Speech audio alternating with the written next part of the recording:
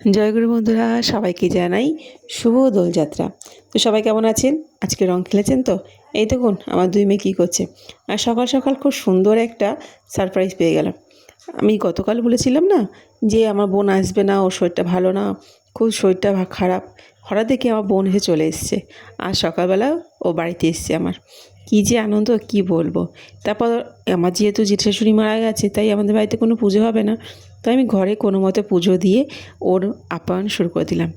এরপর তো আমার দুই মেয়ে আর ওর এক মেয়ে আর আমার ভাইয়ের দুই ছেলে সবাই মিলে রাস্তায় বেরিয়ে ওরের দোল খেলা।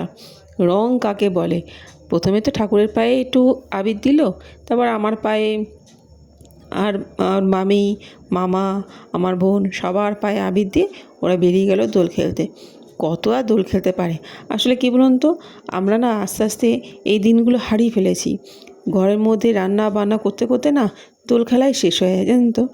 আর আজকে তো সবথেকে ভালো খবর হচ্ছে, আমার বর 17 বছর পর আমার গায়ে প্রথম রং দিল। আসলে কী বলুন তো, এই কোনো দিন আমার গায়ে রং দেয় না, জানেন তো। খুব অবজেকশন এই আমার।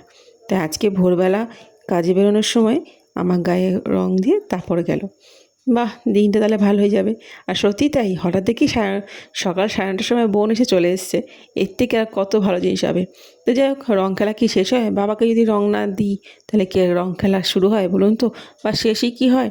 তাই বাবা যেই দোকান থেকে আসলো, বাবাকে ওইভাবে ফেলে ওখানে বসিয়ে দুই মেয়ে মিলে আর আমার বোনের মেয়ে গিয়ে রং ভালো করে রং মাখিয়ে তারপর ওদের দোল খেলা শেষ করলো।